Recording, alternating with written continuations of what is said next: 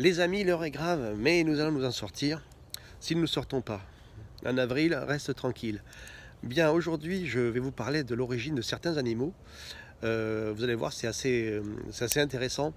Mais en même temps, j'aime bien revenir en tout début de vidéo sur des fautes de langage que j'entends et que je perçois régulièrement. Et vous savez qui m'agace un peu, c'est pour ça que j'aime bien vous en parler. Alors aujourd'hui, un peu les prépositions. Alors, les prépositions, ça donne lieu à beaucoup de fautes de langage. Et la plus remarquée, c'est le fameux de et à.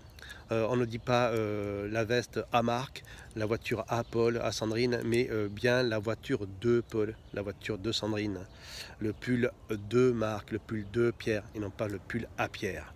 Voilà, ça c'était pour le A et le 2. On ne dit pas non plus je suis sur Paris, comme je l'entends souvent. Si vous êtes sur Paris, c'est que vous êtes en avion. Vous êtes à Paris, vous êtes à Marseille, mais vous n'êtes pas sur Marseille. Et on ne dit pas non plus je vais au coiffeur, mais ça souvent vous le savez, on dit je vais chez le coiffeur. Sauf qu'en ce moment, on n'y va pas. Et puis alors, une dernière que j'entends tout le temps et qui m'agace un peu aussi, c'est le fameux je suis sur mon ordinateur. Eh bien non, vous n'êtes pas sur votre ordinateur, parce que si vous étiez sur votre ordinateur, l'ordinateur il aurait assez mal à mon avis. Donc vous travaillez devant votre ordinateur, avec votre ordinateur, à votre ordinateur, mais vous n'êtes pas sur votre ordinateur.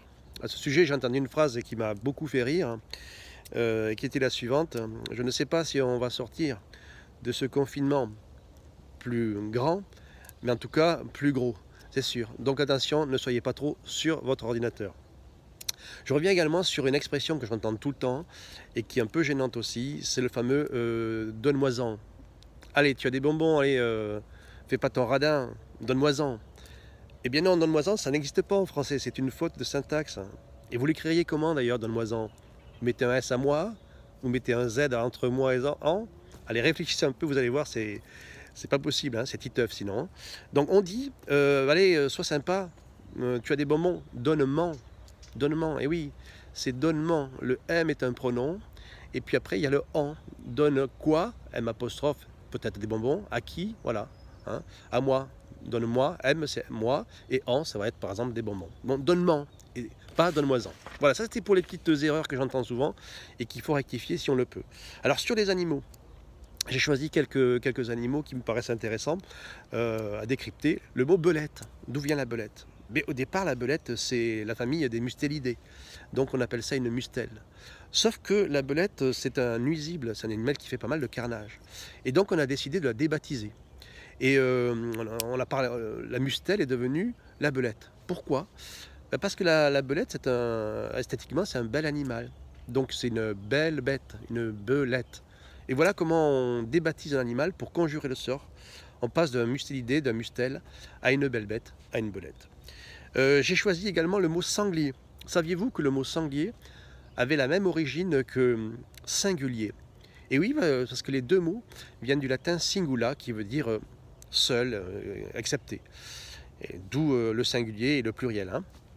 Donc le sanglier, pourquoi le sanglier? Parce que l'origine du mot sanglier, c'est singularis porcus, pardon, qui veut dire le porc solitaire. Et oui, parce qu'on s'est rendu compte que le sanglier, le mâle, était un animal solitaire. Donc singulier, un animal un peu à part. Enfin également le mot pédigré. Le mot pédigré vient... Alors le mot pédigré est devenu un mot anglais, mais vous savez souvent que les Anglais nous piquent un petit peu nos mots et nos expressions. Et oui, pédigré vient en fait de l'expression pied de grue. Pourquoi? Parce qu'au départ, la grue laissait une empreinte dans le sol. Donc peu à peu, cette expression s'est étendue, et quand on a parlé de l'empreinte, du pied de grue, et l'empreinte est devenue l'origine, une lignée, voilà, dont un pédigré plus loin. Et quand les Anglais prononcent pied de grue, ça devient pédigré, peu à peu. Voilà, et puis si vous achetez, si vous voulez un chien de race, hein, d'une lignée que l'on connaît, on appelle souvent... voilà, on sait qu'il a un pédigré. Ouais, il existe un livre d'ailleurs qui s'appelle Livre des origines français, et c'est pour ça qu'on appelle souvent les chiens Lof. Voilà, ça vient de la Lof, Livre des origines du français.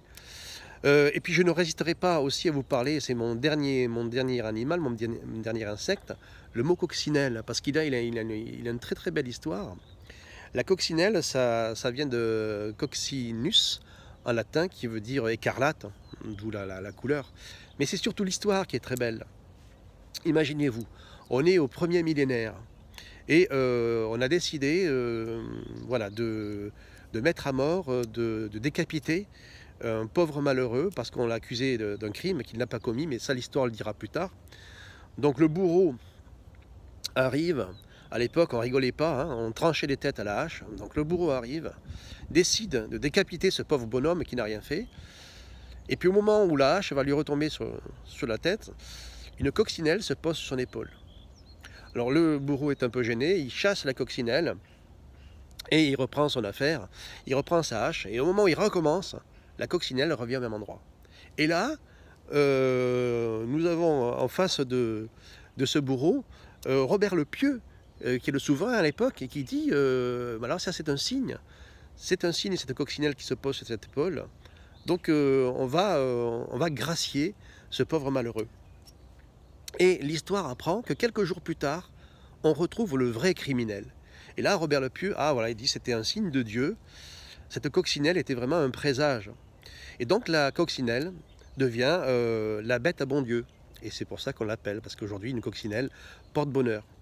Donc de là vient l'expression, ou de là vient cette action, quand vous avez une coccinelle qui se pose sur vous, peu importe l'endroit, on vous dit souvent de faire un vœu. Et on espère que le vœu va s'exaucer. Voilà, c'était pour les petits animaux. Comme d'habitude, je vais vous présenter deux ouvrages. Alors aujourd'hui, j'ai choisi Une vie de Guy de Maupassant. C'est un classique, bien sûr, mais c'est aussi une histoire merveilleuse. Et en même temps, je pense que le titre résume parfaitement le roman, à savoir que c'est la vie d'une jeune femme qui s'appelle Jeanne, qui va connaître, bien sûr, des rêves, mais aussi de grandes désillusions. Une vie, c'est un peu la sienne et la nôtre, hein. C'est ce qu'elle a de plus sublime et parfois de plus affreux. Voilà, Une vie, il faut le lire, c'est très beau. Et je ne vous parle pas de la dernière phrase qui est une vraie leçon de vie, justement.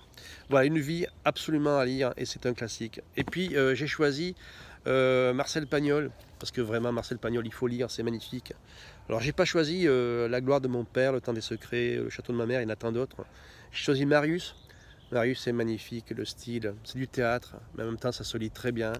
Et puis alors, il y a des phrases incroyables. Et si vous ne lisez pas le livre, vous verrez certainement le film. En ce moment, on nous montre beaucoup de vieux films. Et bien sûr, avec un acteur qui est fantastique et qui est Rému. Alors Marius, bien sûr, c'est une histoire impossible, une histoire en même temps merveilleuse. Et puis c'est aussi des scènes de légende avec la fameuse partie de cartes « Tu me fends le cœur ». Tu me fends le cœur. Ou les 4/3 aussi, l'arithmétique, bon, plein de choses. Voilà, donc Marius, il faut vraiment absolument le lire. Il y a une phrase que j'ai retenue dedans et que vous pouvez aussi apprendre, l'honneur, c'est comme les allumettes, ça ne sert qu'une fois. Voilà, et puis une petite dernière phrase pour vous, votre journée. Soyez vous-même, c'est votre seule chance d'être original. Réfléchissez-y. Voilà, Marius, Marcel Pagnol, Maupassant, Une vie. Et moi, comme d'habitude, hein, je vais essayer de profiter de cette journée pour chasser les coccinelles. Hein. Qui sait, on ne sait jamais. Une coccinelle et nos espoirs vont renaître face à ce moment compliqué que nous vivons tous. Allez, bon courage, force, courage et détermination. J'allais l'oublier. Où avais-je la tête ?